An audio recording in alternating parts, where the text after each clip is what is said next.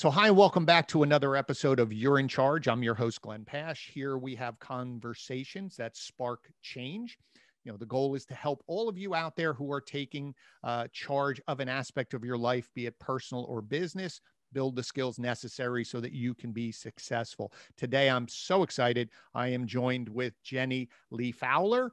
She is the Director of Social Media Strategy for M.I.T. So I'm excited to talk about her journey because it's a fascinating one. Can't wait to dive in there. So Jenny Li, how are you? Thank you so much for being here today. Oh, thank you for asking me to be on your podcast. This is really exciting. I'm happy to be here, Glenn. Great. So I want to dive right in and we'll get to unpacking your journey. As I said, it is fascinating from where, the first thing I see on your LinkedIn profile to where you are now. Mm-hmm. But I want to talk about the concept because you are, social media strategy for M.I.T. When you hear the words M.I.T, you don't think, well, someone's advertising this. It's almost as if you just assume everybody knows what it is. But from your perspective, if someone who's listening is in charge of, be it social media or marketing for higher education or any college, is it different than if you're working with a product or a service? How would you suggest they look at higher education marketing?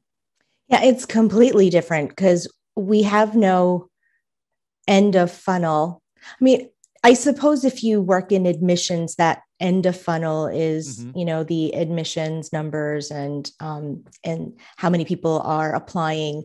But from where I sit at managing the flagship channels for M.I.T, it is really different because, as you said, I'm not selling a product and there's no sort of number to hit or sales target to hit. So for us, it's more reaffirming our global brand and our global position as a leader in research, education, and innovation in the world.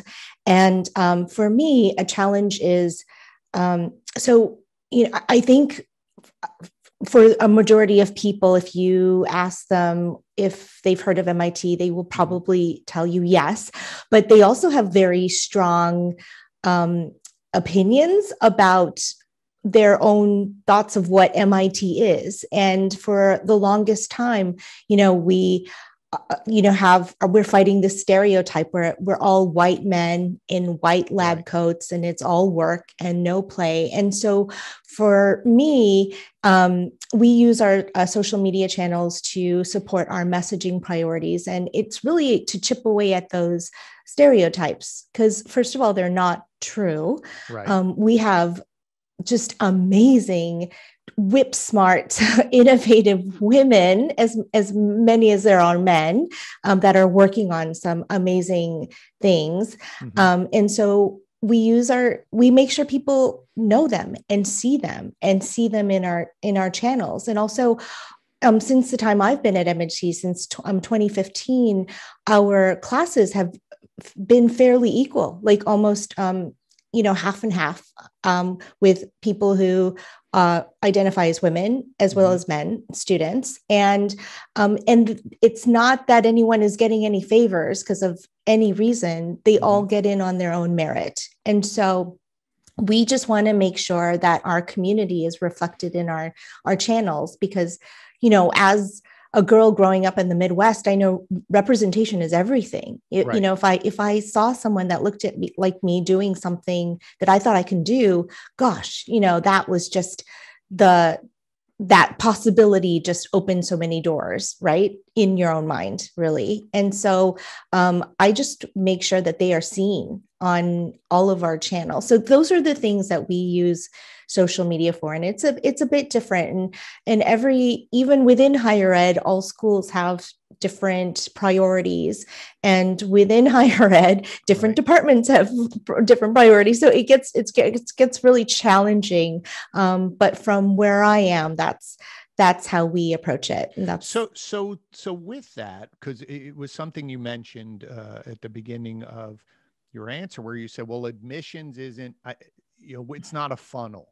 But to your point, I've talked and consulted with some schools, and that's their challenge, I guess, Yeah, is 100%. that stress of, well, any marketing, I need to have the phone ring, more people come to the website, I need more people considering the college, or else why am I marketing? So it is, in some cases, the pressure of, well, yeah, if I'm giving you money or I'm having this, I need more admissions, or I'm trying to, they're ultimately trying to grow that student body, or keep a high enough level of admission so that I can keep the quality of the student high enough. 100%. Yes, 100%. And their strategies, those strategies are very different, because they're the demographic is different and their approach is different. And it's interesting because for us, and this is, again, this is how it's just so different from every university. There's something that I call MIT problems, because they're just not problems. But every year we don't have to worry about application numbers, right? And it's a good problem to have, but also it's tough, because you're killing the dreams of a lot of kids that are not getting into MIT. So it's for us, that's not a concern. But for us, what's might be a unique concern is those cross admits. The students that do get into MIT that get into 7 other exceptional universities. And if you get accepted into MIT, we want you to come to MIT, but there are various reasons why you wouldn't. And we totally understand that. So on our social media channels, I just want to make sure that, there's nothing I can do about the weather. Like, the weather in California is beautiful, and the weather in Boston, it gets cold here. But, I want you to see that, if you're worried about music, or if you have interest in music and extracurriculars, and you're worried about the culture, or you have interest in more artistic endeavors, I want you to make sure that you come onto our social channels or our digital spaces and see that you can pursue any of those creative aspects, or any of those other interests that you might have. It's not just look down and look at P sets all day. It really, you find your people, you find your friends. So it's more really selling. So from what I'm hearing, if we understand we have a strong brand at the top, and there's an understanding of the brand. So part of it sounds like your challenge is to debunk some of the preconceived notions of that's exactly it. What the school environment day-to-day experience is. At the same moment in time, you're spending a lot of time, it sounds like, why come to MIT? So it's not just, so again, it's breaking down preconceived notions. But if you do have someone who is been accepted to MIT or similar level schools, a few Ivies and high level, now I'm laying all of these acceptance letters and going, where am I going? You're doing a great job to say, why buy from me? Why come to my school? Why here? And you're advertising all of the experiences around the university as well, to win them over to say, yes, not only do you get a great education from a great university, here's what else you can get, and why the experience of being here is phenomenal. That's 100%. That's exactly right. And not only that, like, our president has always been, a priority has always been, let's attract the best talent from around the world, whether it's students, whether it's staff, whether it's faculty members. We want you to know that we are welcoming to you, that there are other people, like-minded people at MIT, and you will find all of, the support and the opportunities here that we feel you might not find elsewhere. So 100%. So how do you, I'm curious, a little selfish question here. How do you, who sets the guardrails? If you think about it, there is brand, there is message, but, I'm sure like any product or any business, there are guardrails of going, that's a little too far, or that's a little too much, or so is it preconceived, they already set boundaries for you to go, this is about as far as you can go, or is it up to you to make that decision? And then there's some checkpoints to say, here's a new initiative, here's a new thought I had, what do we think?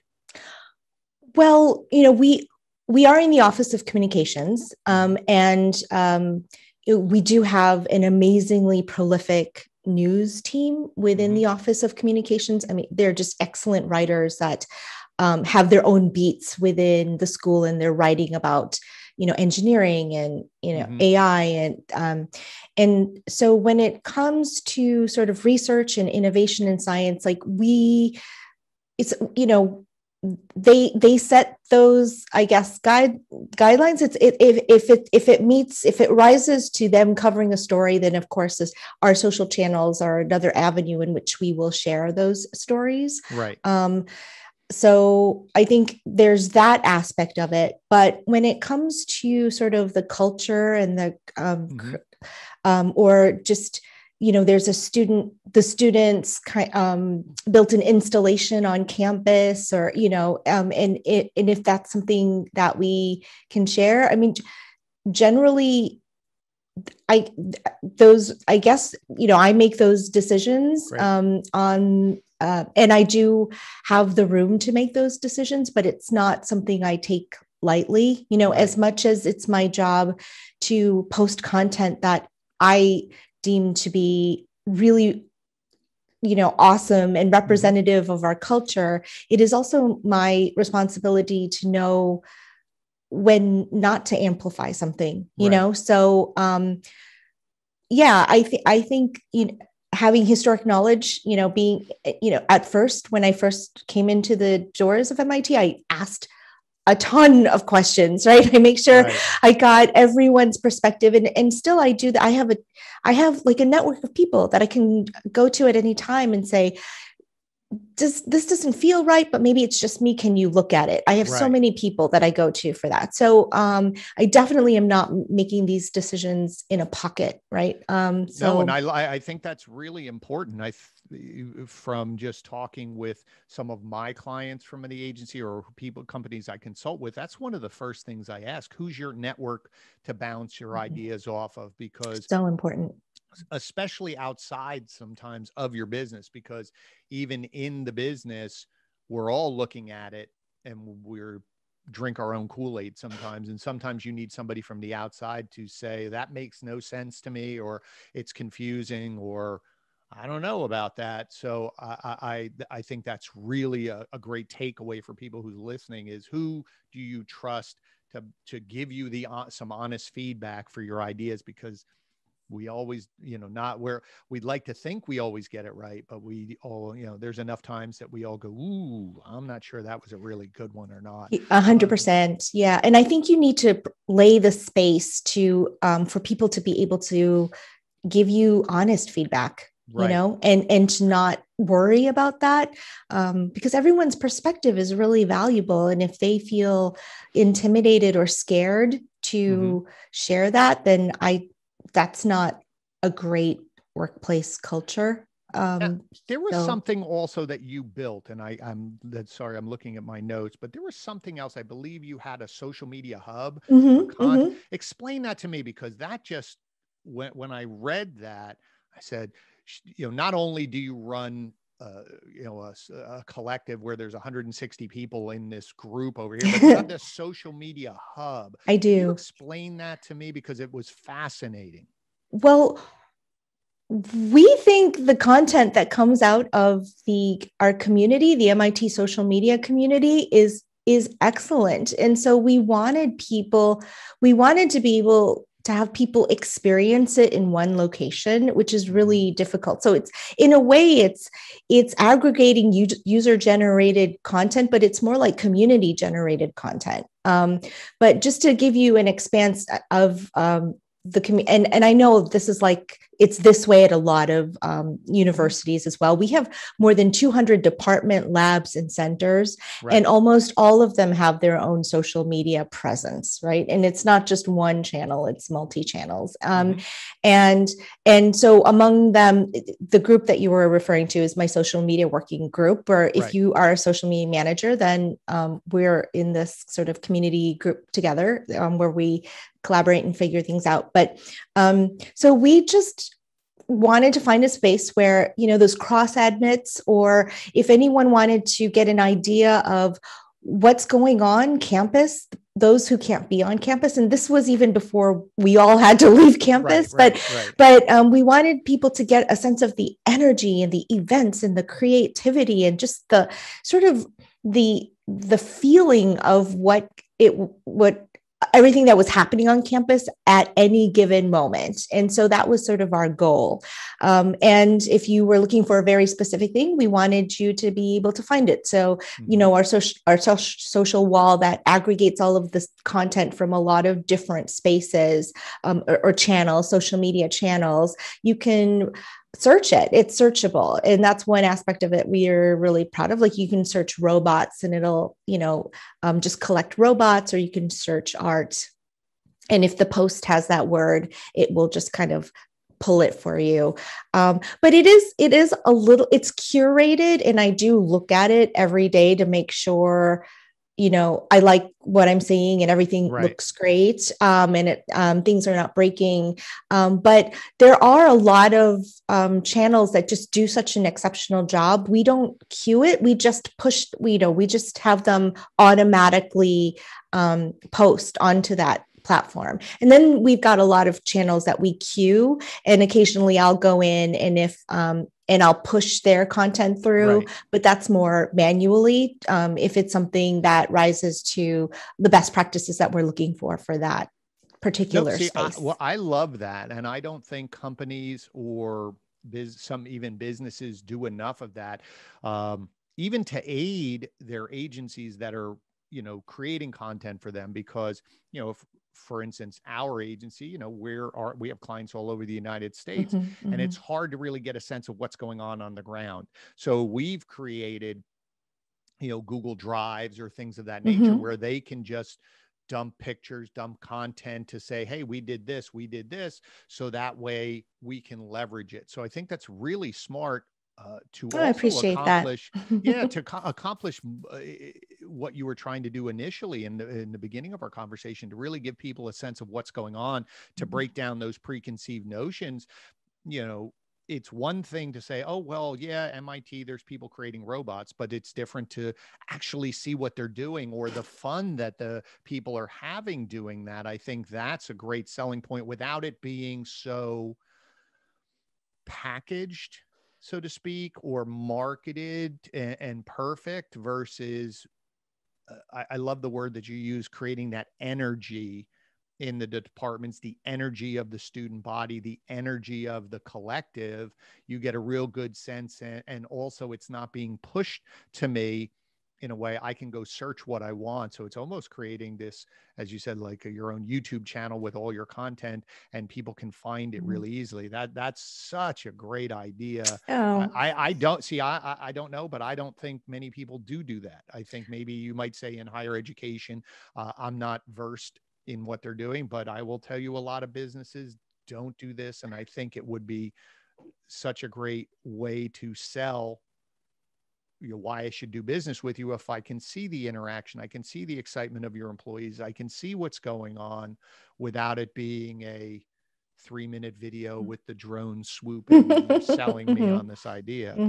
And a lot of my job, and I appreciate that, thank you. And a lot of my job, I think, is to amplify our department labs and centers and to showcase what they're doing. And there's such, I can't create all this content. And even if I tried, I probably wouldn't be doing it at the level that they're doing it, or the level our students are doing it. I mean, they're just so amazingly talented. And so I just want to use our channels to amplify what they're doing and to really kind of showcase that. So I think that's a part of my job, and I take it very seriously. No, and I think that folks who are listening, I like stopping to not let things get glossed over. What you just said, I think, is really crystallizing what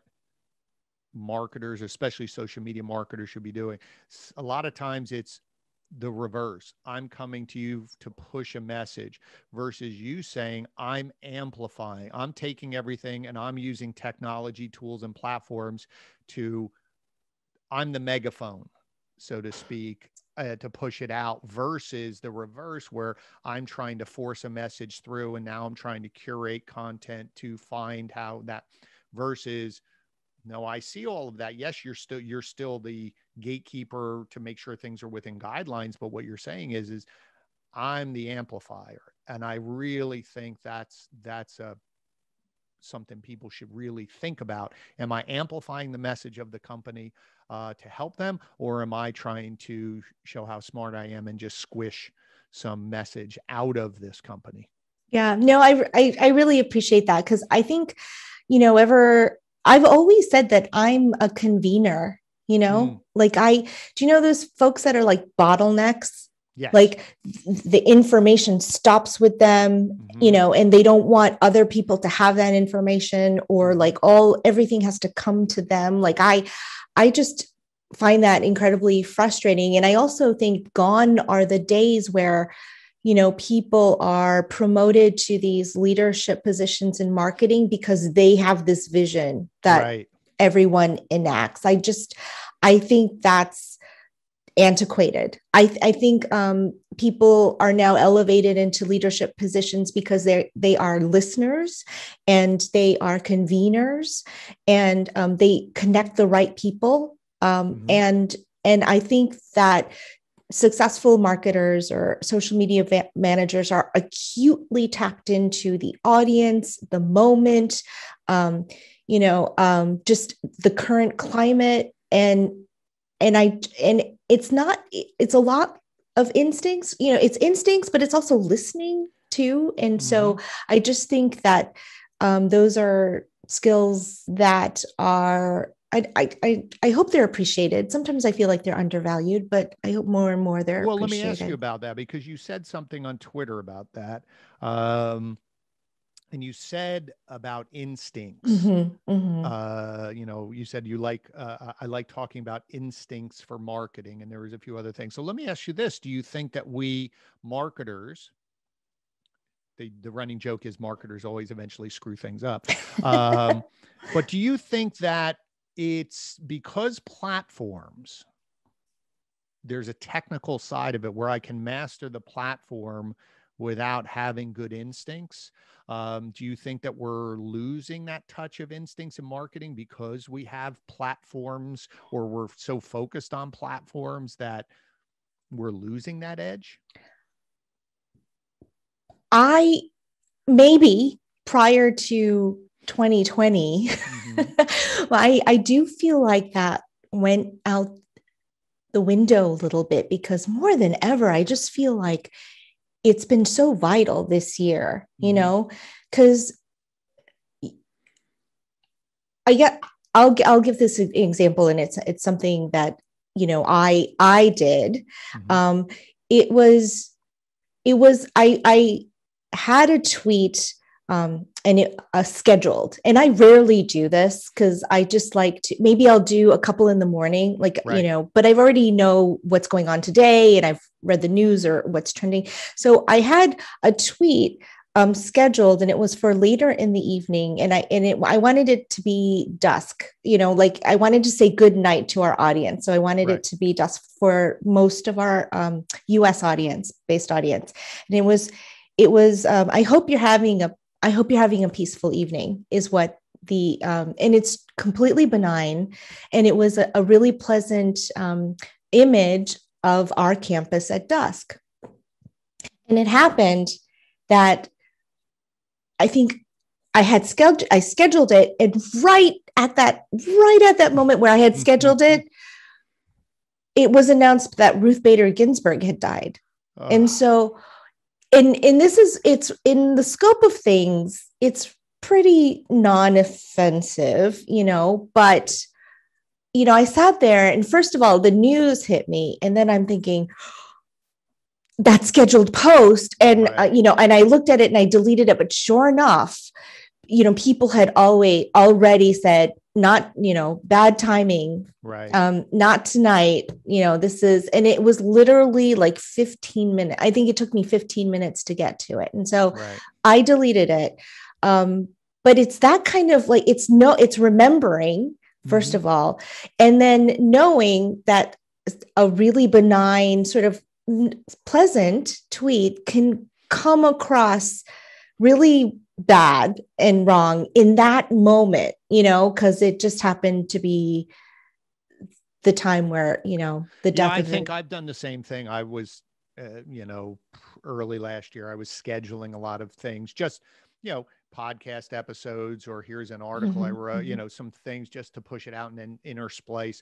But I got away from it. And I think, to your point, I think 2020, or at least the last 6-8 months, I feel there's been more conversations on social media where it seems like people are talking to each other more versus marketing to each other about how great they are.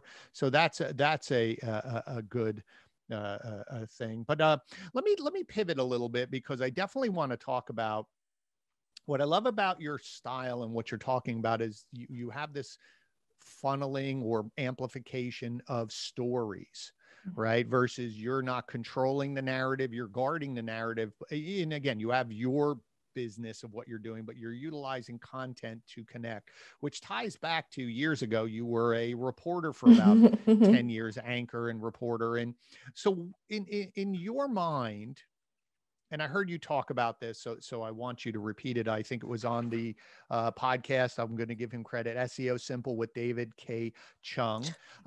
Who's fantastic. Yes. It was a great, it was a great I appreciate that conversation between the two of you. He made me laugh. Both of you did. And there's something I want to bring That's up about great. that episode too. But this concept of storytelling, and you talked about it that, well, you see this connection between what you're doing currently and what you were doing there was, when you're writing content to present about a story, it's encapsulating. You have a short period of time to talk about something. So how did you get into news? And then how has what news, that experience there really been able to help you currently with what you're doing? Sure. So the way that I got into it is by representation. Like when I was growing up, Glenn, maybe you're familiar. I saw Connie Chung. Oh, sure. Read the news. And not only that, she rose to the pinnacle of, being a main anchor for a network. It didn't end so great, but, but she was there. She was success. And to me, she was the epitome of success for an Asian American woman in this country. And I said, that's what I wanted to do. I also was not very good at math and science. Oddly enough, I'm at MIT, but I appreciate it. And I appreciate those who are very good at it. So that's what I strove for to do. And so that I did that. And, and I say, I always got to do my childhood dream job, and the rest is gravy. And it really is gravy. And I am so thankful that I've been able to sort of pivot. News is tough. The news industry changed and I changed, and, that happens. And so I went a different direction, but it is really like you mentioned, it's telling the stories of, there's just so many lovely, fascinating people that you would never meet unless, you got to see their news or their story. You read it in a magazine, or you heard it in a podcast, or you saw it on TV. So I just love bringing these really lovely people and telling their stories to a platform. I loved giving them a platform, and to build on what you were saying, I continue to do that today. I often tell people, I am not going to make you look bad. In fact, my job is to make your content look the best it can be on our platforms, and that to me, that, optimizing platform, optimizing content, you get the most engagement anyway. So I always strive to do that. And yeah, it's just they're different channels, but the idea is the same. Yeah, it sounds as if, and I've been on camera, so I always know there's a person on the other side, the producer, who's crafting the message or crafting the look to make sure that the content connects. But again, ultimately, you're telling a story that's going to connect. There's a reason why, Connie Chung did her job so well. She connected to the audience. If she didn't, then she wouldn't be there. So there is a storytelling aspect. I just thought it was fascinating when I was looking at your history, was this jump. You were like here and whoa, and now I'm over, and then you were at Harvard for a while, and now, I think it was State Farm, and then you were at Harvard, Yes, and now that's you're correct. up here, and I'm going, this is a really interesting journey. I really think this is fascinating. Let's see. So let me ask you about, well, I think you answered the question, but I'm curious, I always ask this question because I'm curious how, we end up where we are. But if you look at all of your jobs, forget the titles and everything you did across, even before you were a newscaster, through high school, college, I think I know the answer, but I'm going to ask you. I volunteer and I help people who are in job transition, and sometimes people get caught up on their titles versus what they actually do. But I say, when you strip it away and you look for a common thread. So for you, looking back all these years across all the jobs you did, is there a common thread of that you do? Like, for example, I worked in restaurants, I worked in hospitality, I worked in customer service, I worked in sales, but ultimately for me, it was always somehow I ended up in charge of a team, or someone always came to me and said, there's crazy confusion. Can you figure it out? I could always see that. And that's always helped me. But for you, is there a common thread that you would say, if I think about it, I've always been this? Yeah. I feel like we talked about it a little bit already. So I hope it doesn't sound like a cop out, but I just feel like I'm a listener, and I've always found that it's my job to pull the things out of a person's story, right, that I know a lot of people are just going to attach themselves to. It's a thing, and so it's listening, and it's the storytelling. I don't want to sound arrogant by saying I might tell their story on a platform better than they were able to tell it. No, that's not. That's a filmmaker Good. taking a I'm book. glad. It's a writer taking ideas.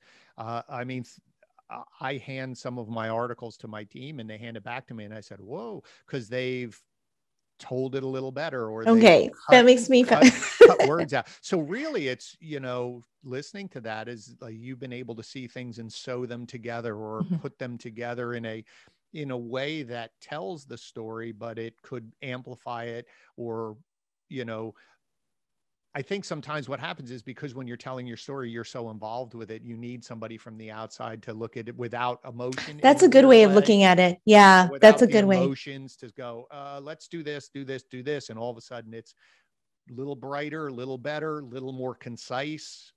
So I think that's a great, and I can see, just thinking about it, from news, telling the stories, you said, pulling the threads out of an interview, pulling the threads out of a story, moving to marketing, to, helping amplify and knowing, well, this is going to put you in a better light than that. So you are that guide of, of helping the art look even better. Yeah. I'd like I always tell people, I'm like, yeah, I promise I'm never going to make your stuff look bad. In fact, I'm going to always, my job is to make it look the best it can possibly be. And I do care, I do care about, the content and the stories and our brand and our mission. I care very deeply about it. And so I think that I would like to think that shows, but no, but you can hear it. One, you hear it in your voice, and just from reading and looking back, and,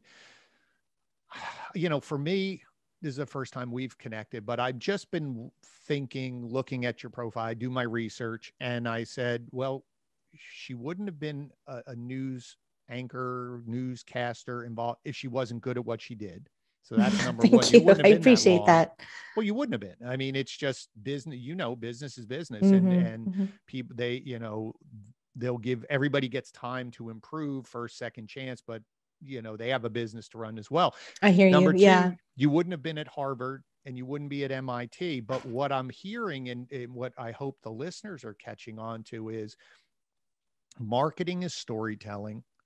Marketing is connecting to the brand message to connect to an audience in a way, as you said, pulling those threads out that are going to connect, and with the intention, and this is key, you're the amplifier, which I love. Number two is your heart is leading you to say, I'm going to make you look better than you. I'm never going to put you in a position where you're going to look bad. That is a gift. That is a skill.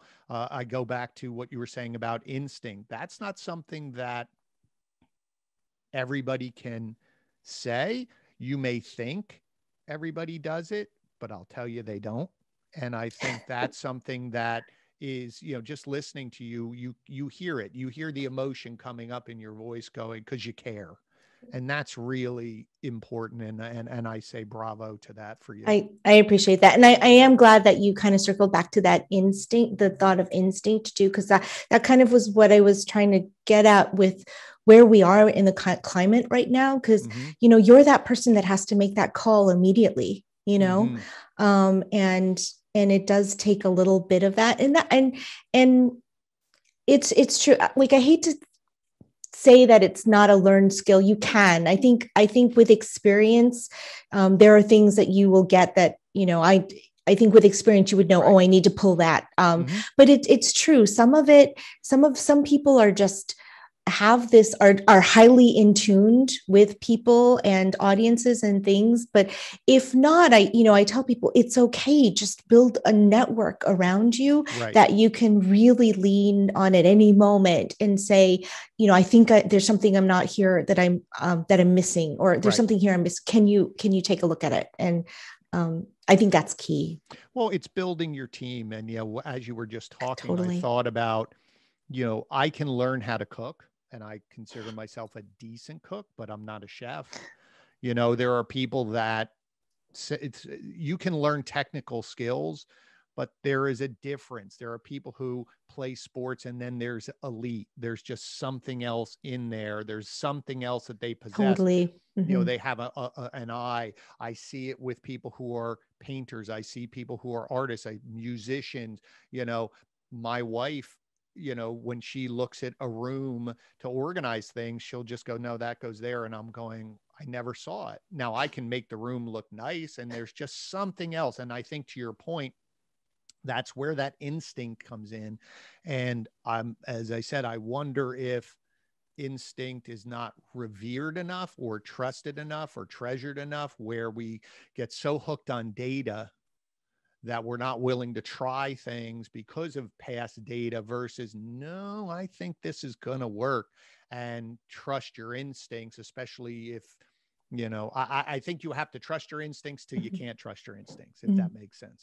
No, I agree. And I do think it's an element that hasn't been appreciated enough, especially with social media managers, which is why I've been thinking about that, which is why I tweeted that, just to get maybe, the conversation going in that space a little bit, because it, I think I said this earlier, but it really takes knowing when not to post something, or when something is not a good idea. It's as much about stopping things from happening as it is thinking something is a good idea. Yeah, well, I think that's also, there's been a conversation on, Twitter the last month about the idea of, do people even understand what social media managers really do, and what their responsibility is, versus, they just play around on. No, this is the biggest channel that everybody's watching. I've heard people talk about it. If you think of all of the 3 or 4 biggest platforms, as when we were growing up, ABC, NBC, CBS, that's where you went for your content. And that's the same thing. So somebody has to be aware of what you're pushing out there. And, social media managers, it's easy to discount, but I think you do it at your own peril, as a business if you're not paying attention to it. 100%. I agree. I think there's like two things that kind of feed into that a little bit. This stems from when I worked more with video, and there was just a lack of understanding about how much went into producing a video. And, at the last minute, when you're just showing someone a full, it's edited, it's basically been approved. And someone will say, well, can you just take off this word in my title? And maybe it's like a preposition or something, can you take out that word, and they just say something like, oh, it'll just take you like 2 seconds. Right. And no, right. You have to go back in, you have to make the graphic, you have to like, and then you have to render the entire, there was just a lack of understanding, one. And I think, there's a lack of wanting to understand. And that's where I get a little bit frustrated when there are people that they don't want to educate themselves, I think, or they don't want to understand because then they can continue to belittle the social media manager for a lack of a better word. And so they don't have to value or appreciate what they're doing, I think. And it also, I think it's because they're nervous about, maybe because they don't want to know, because they don't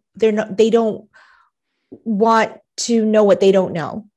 Well, I think, for our agency, we work a lot of in automotive, and a lot of people will say, I've done every job in this building except this, and this is new. And they don't like feeling stupid. And I'm not being stupid in a bad way, but I mean, they don't like not knowing. Because I could come and tell you how to do every job because I did every job. This, I have no idea. So part of it's educating, part of it's a misunderstanding as a leader to think that, well, when you say education, so I have to learn how to do it. No, what you need to do is understand what your team member does exactly that you can have a good conversation. Or to understand what it takes for them to be, and to be a good manager to that person. Yeah. And so, and I just find it amazing. So, there are a lot of different age groups that use different social media platforms.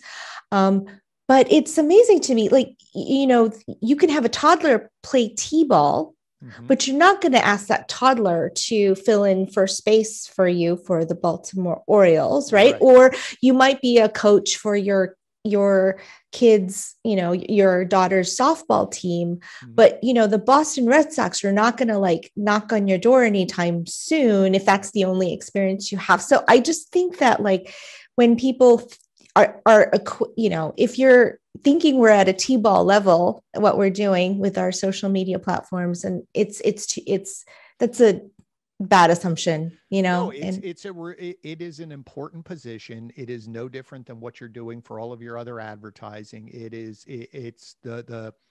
The issue is that this is evolving so rapidly, and everyone, you probably wake up the same as I do on my team with that fear of, well, as you get your coffee, what did Facebook do today? What did Google change today? Oh my God, what happened here?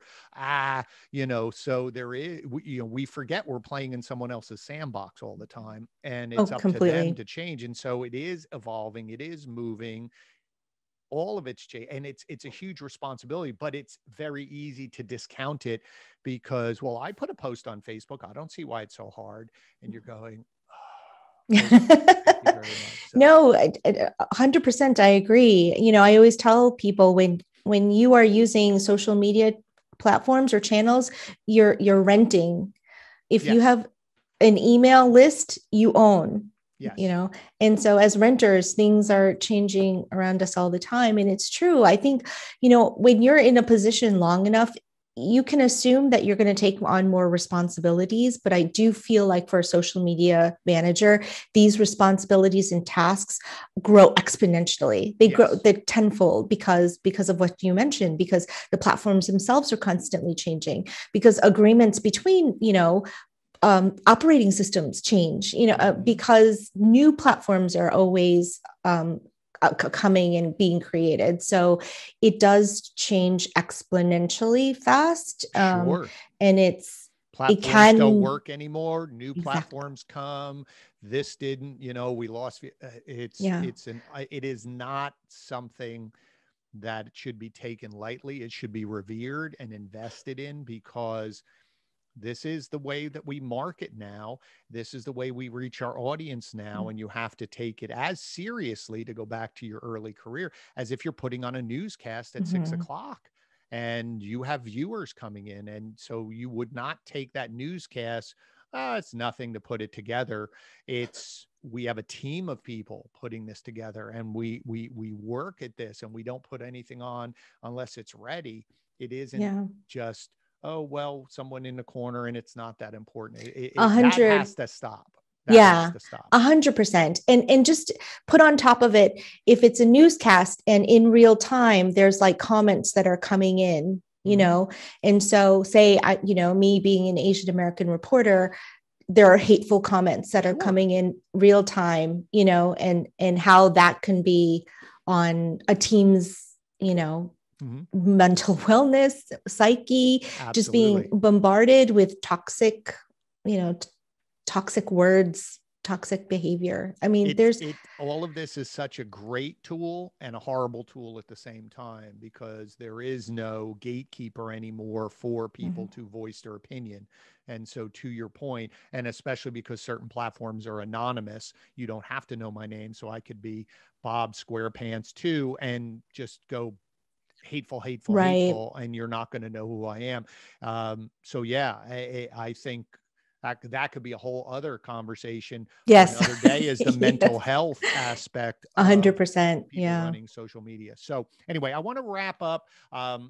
First off, I want to thank you. This has been a phenomenal conversation. I appreciate it. I really enjoyed this. Thank you for the time. This is great. No, I definitely, I have a whole 2 or 3 other things that we can talk, and I'd love you to come back in the future. So I would love it.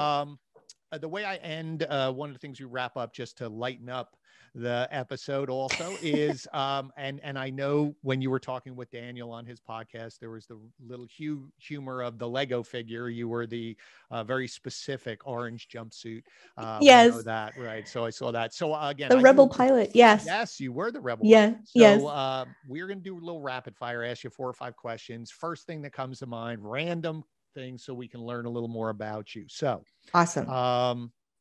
Number 1, a book that inspires you or meant a lot to you. I just recently read Atomic Habits. Okay. By James Clear. Okay. And this is just top of mind because, when you're in the same space all the time and you just want to improve yourself, you do it granularly. And so I've really been taking the things that I've read into that book to heart lately. So that's just top of mind. It's not very, I feel like I wish I had said something better, but that's that's what my answer is. That's the point. Somebody said to me the other day, I don't really read books. I'm going, okay, we'll see where this goes. A movie that you stop and watch when you run across it on TV. And any of the Star Wars trilogy. There you go. There you go. I'm like, I hate to admit this, but yes. No, listen, if you haven't noticed behind my head, I'm loving the Batman, the Funko. Oh God, we have the Funko Pops. I have my youngest one, basically when you're talking Legos, he's built the Millennium Falcon, and he's built the big Hogwarts, and he's built the big, he's Lego. I love that. So we run out of room to. I know it does become a issue. Where do you put these, works of art? A brand that you like to follow and think that their marketing is really quite good. Steakums. Great. Yes, on Twitter this morning. I saw them going after Neil deGrasse. They're snark. Really, I appreciate it. Yeah. A food you loved as a kid that you would still eat today. Chicken McNuggets. Huh? Chicken McNuggets. There you go. All right. Something, either it's a skill or a hobby or something that you love to do that others don't know that you do.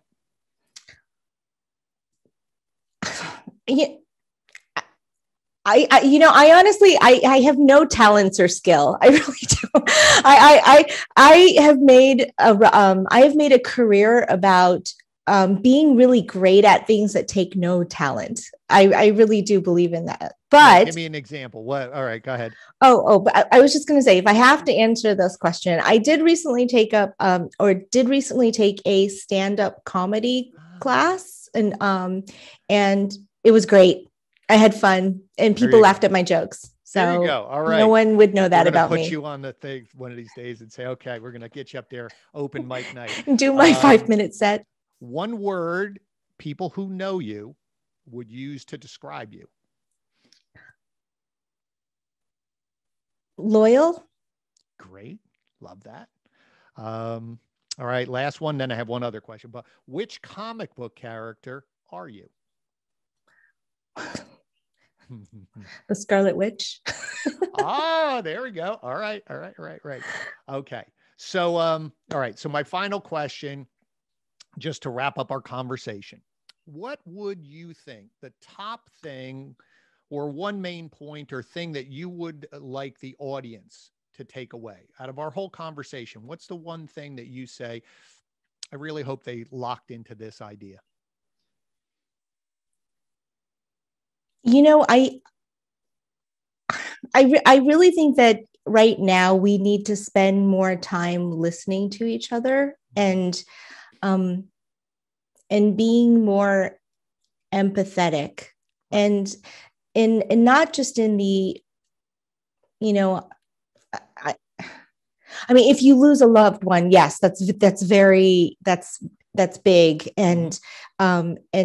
But that's sort of an obvious empathetic space. I mean, let's be empathetic in understanding that, there are Black people in our country that are afraid to drive because they might get pulled over. I mean that level of empathy, and really start listening to each other, because there's a lot of brokenness right now. Yes.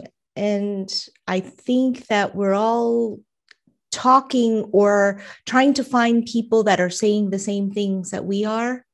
No matter who we are, we're trying to find people that are saying the same things just to make us feel good about what we're thinking. I think we need to listen to people that have different perspectives. I think that's great. Yeah. I think for me, it is this idea of, your role as an amplifier of stories. And I think that's a key for marketers. And you're not editing. What I really liked, if you think about the social media hub that you're overseeing, you're not trying to do exactly what you just said. You're not trying to only amplify messages or stories that are similar to you or what you're trying to curate. You're amplifying all of these to expand and connect so that people who are looking at this tapestry can find similarities and say, that looks like me, or, oh, that's something I'm interested in. I think if we all do more of that with our power that we have in our own network to amplify, these stories that mean something or connect to us, I think it achieves a little, what you were talking about. It makes you empathetic, because if you're seeing the stories and they connect emotionally, they do matter and they do make a difference. Well, I appreciate that, Glenda. I really appreciate you allowing me to share your platform to tell my story. So thank you so much. Well, great. So before we go, so tell everybody how they can follow you, connect with you on social, because you should, especially on Twitter. Hysterical. Great stuff. Thank you. Yeah, no. Humor there. I appreciate that. So I'm at the Jenny Li, JENNYLI, which was my maiden name. And I had that account before I got married, so I just kept it. On Instagram, which is mostly, I don't know, it's mostly my family. So Twitter is me talking about social media management a little bit. On Instagram, I'm at Jenny Li Fowler, FOWLER. And I'm the same on LinkedIn. And I am available on all of those channels. Great. Well, thank you so much for being here. all of you, if you've gotten this far, which I hope you do, make sure you're subscribing. Make sure you share. The point of this whole podcast and experience is to share this message out to others. People out there need to hear these conversations. It's going to help them. That's the desire of the channel, to help everybody improve. And as I say at the end of every episode, you're in charge. But now Jenny Li has given you some new tools, new ideas to think about to make you more successful. So thank you so much. I'll see you next episode. Happy listening. And Jenny, again, thank you so much for being here. Thank you.